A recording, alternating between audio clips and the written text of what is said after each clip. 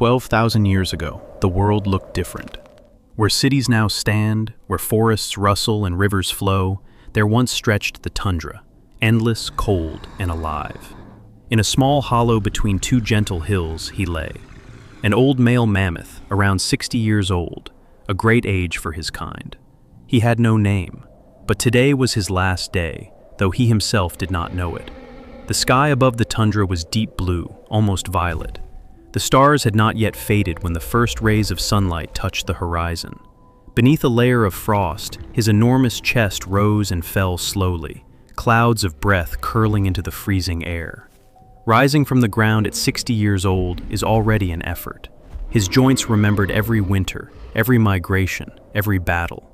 His left tusk was cracked in the middle, an old memory of a fight for status within the herd. His right tusk was longer, gracefully curved upward, perfect for sweeping away snow in search of food. He stood, shook off the frost, and did what he had done every morning of his life, raised his trunk and sniffed the air. There was no herd. He had known this for a long time, but instinct is a stubborn thing, and every morning he checked anyway. He had last seen a female 2 years ago, by a frozen river. She had been sick. They parted, and he never saw her again. Now there was only him and the tundra. Every day began the same way: find food. Not a want, a necessity. His massive body required nearly 180 kilograms of plants a day. In summer it was easier: grass, shrubs, the leaves of dwarf birches. But now it was late autumn, and the snow already lay in a thick blanket. He knew of only one place where something might still remain beneath it. Reaching the familiar slope, he began clearing the snow with his right tusk, slowly, methodically. Beneath the ice, dry, tough grass appeared, almost without nutrition, but it was all there was. He chewed slowly. His enormous molars, each the size of a brick, were badly worn. Over a lifetime, a mammoth goes through 6 sets of teeth. He had used nearly all of them. When the last set wears down, an animal can no longer chew. It is a sentence that, sooner or later, comes for every one of them.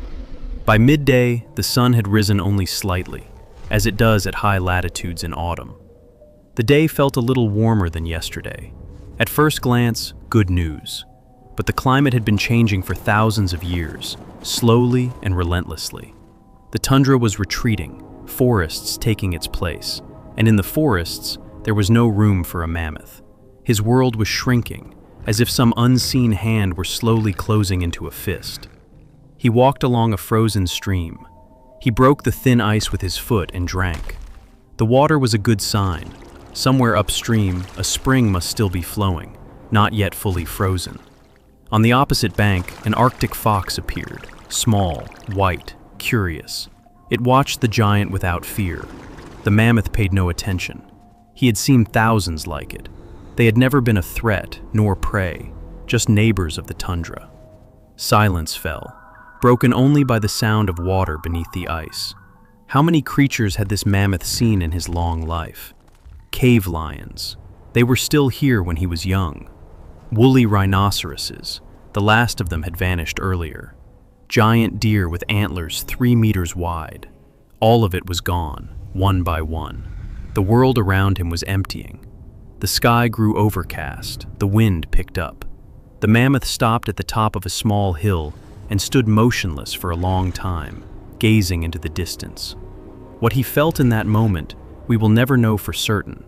But elephants, his closest living relatives, are capable of complex emotions. They grieve, they remember, they miss.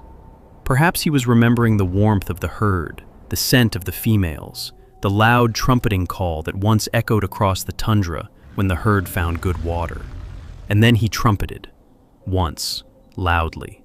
The sound spread across the empty plain and disappeared into nothing. There was no answer.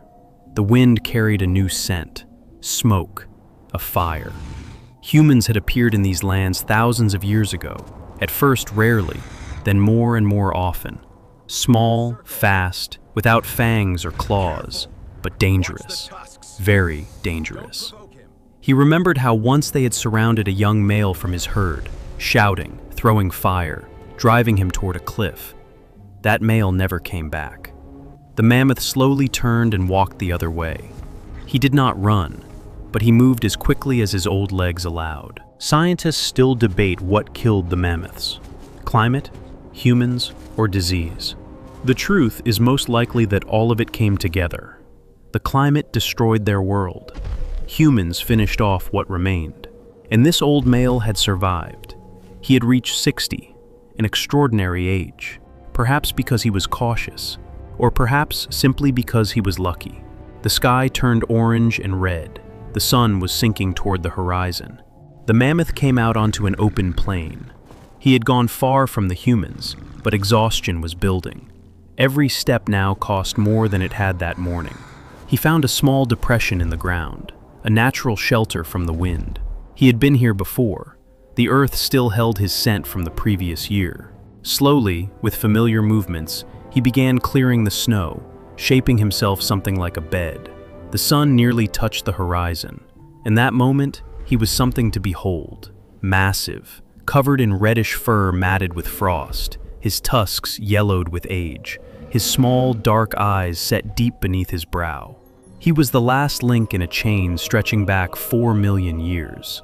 4 million years of evolution, ice ages and warm periods, continents that had drifted, volcanoes, meteorites. His ancestors had survived all of it, so that he could stand here now. Darkness fell.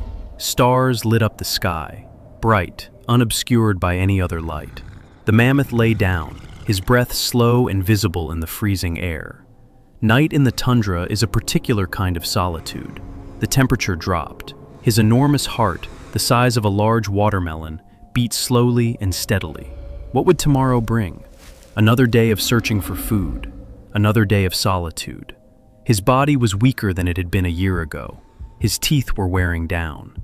His strength was fading, slowly but surely. He did not know that he was the last. He did not know that within a few decades, his kind would cease to exist entirely. He simply lived, as he always had. And in that, there was something unbearably beautiful and unbearably sad. The last mammoth died around 4,000 years ago on Wrangel Island, Russia.